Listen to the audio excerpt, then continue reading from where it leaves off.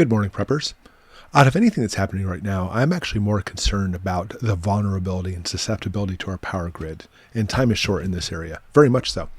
And for me, I guess what really opened my eyes, and if your eyes aren't open yet, then stay through this video because you'll definitely see some of the things that basically are coming down the pike that could be very worrisome for you. But for me, it started off by reading this book. I love this book. This is How They Tell Me the World Ends, the Cyber Weapons Arm Race. I'll put a link in the description below if you want to go ahead and pick up a copy of this.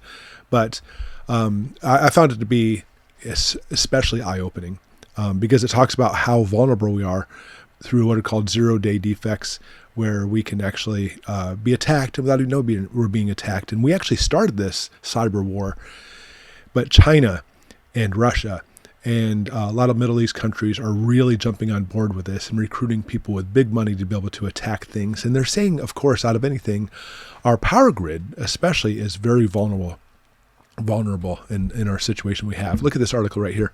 Federal law enforcement warned of attacks on power plants. Now, of course, we know the attack that took place in North Carolina. But look at this. Here's part of their memo that the federal government put out. Power companies in Oregon and Washington have reported physical attacks on substations using hand tools, arson, firearms, and metal chains, possibly in response to an online call for attacks on our critical infrastructure.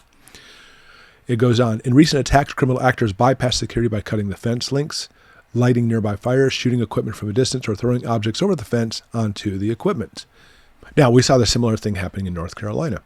And you have to wonder, and this video is going to show you, there's really no wondering there. You have to wonder how much of it is coordinated. Now, through the channel, I made a new friend, and the person asked to stay anonymous, so I won't mention his name or anything he sent me.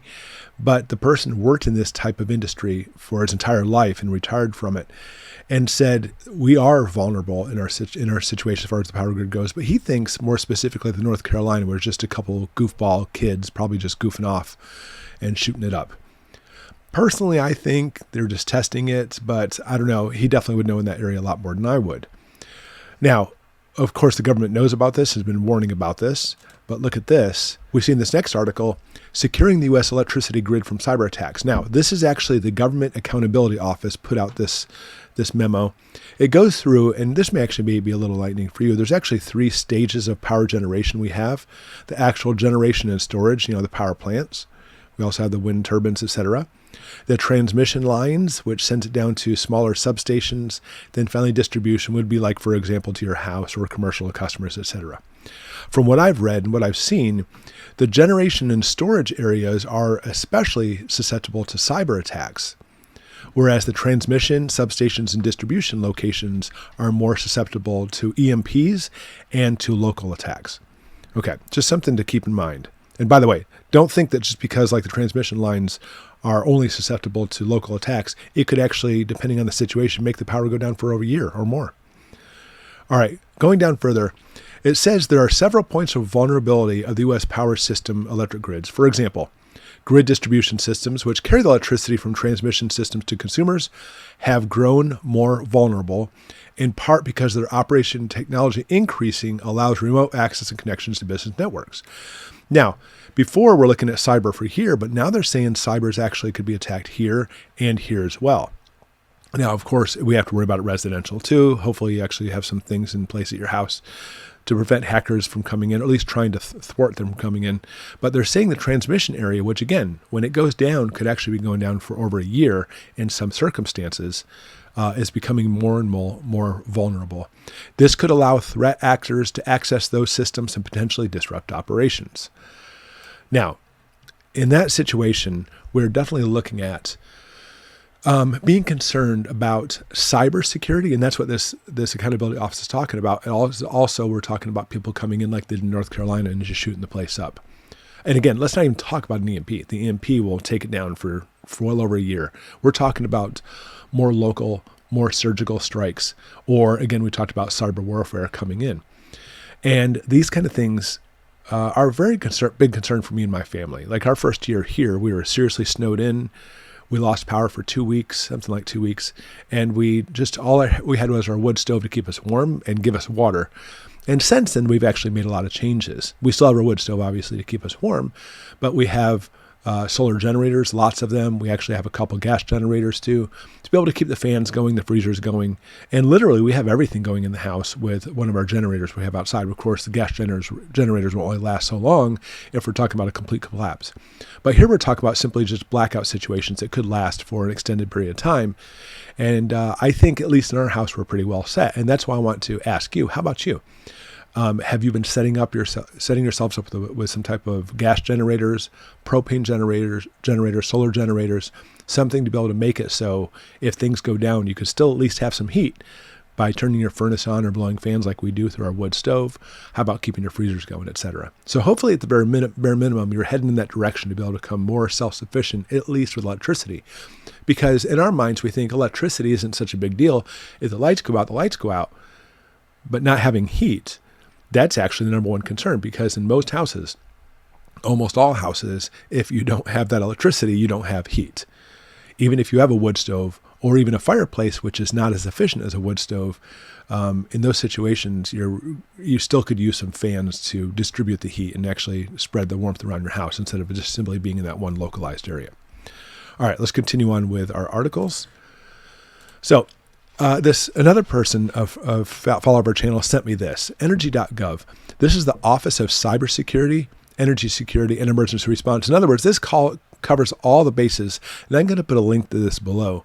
And it has all the different years, and it summarizes a lot of the different attacks and everything that's taken place. And I guess the thing is, what really opened my eyes more than anything else on this is actually how many attacks are really taking place.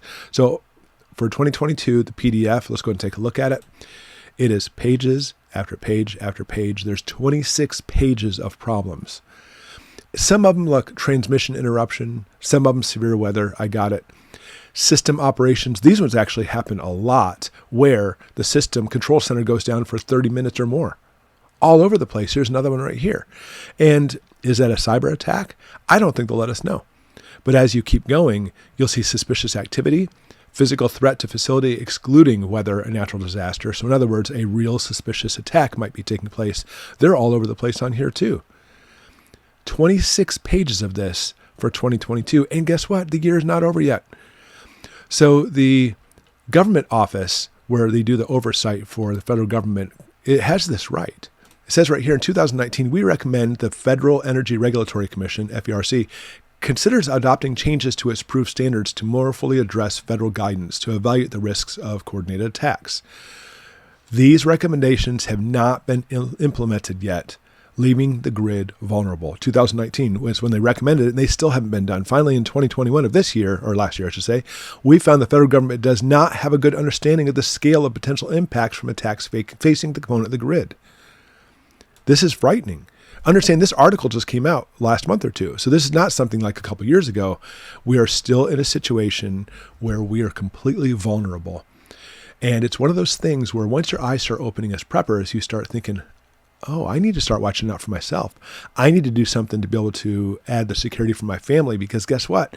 Those people that we call the government and other organizations like that are really not there for your best interest. Even if they are there for your best interest, are they going to make it to your home in time? Are they really going to help you out if your power goes out for an extended period of time? And again, I talk about this all the time. FEMA took over a week to get to the Superdome. A week to get to a Superdome in just one disaster. What's going to happen when we actually see a huge part of the grid, or if not the entire grid, going down? Prepping is a huge concern. And when it comes to your power grid, it's probably, in my opinion, one of your number one concerns. So I ask you again, I implore you, what are you doing to make sure that your family still has power? To make sure your family still has heat, or keeps your freezer going? Because it's not me saying that it's vulnerable, it's the federal government itself saying they're vulnerable. And a widespread attack is an absolute possibility.